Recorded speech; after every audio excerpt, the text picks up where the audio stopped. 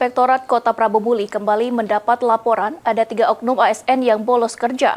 Bahkan salah satunya sampai tidak masuk kerja hingga 10 tahun.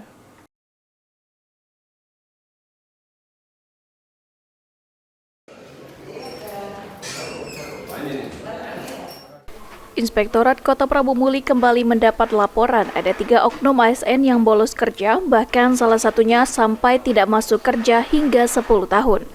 Sebelumnya, hasil sidak inspektorat ke beberapa dinas mendapati 3 oknum ASN yang tidak masuk kerja hingga lebih dari 2 tahun. Namun kini Inspektorat Kota Prabu Muli kembali mendapat laporan ada 3 oknum ASN yang bolos kerja, bahkan salah satunya sampai tidak masuk 10 tahun.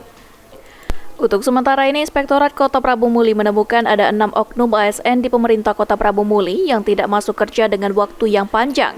Ke-6 oknum ASN tersebut merupakan orang dari kelurahan dan dari dinas. Yang 3 tahun ini hasilnya hari ini, nanti teman-teman media tanya sama PKPSDM apa keputusan akhir dari wali kota. Malah ini ada yang lebih heboh lagi, ada yang sudah 10 tahun nggak masuk. Tapi katanya ini sakit, nah nanti kita lihat dulu sakit itu gimana.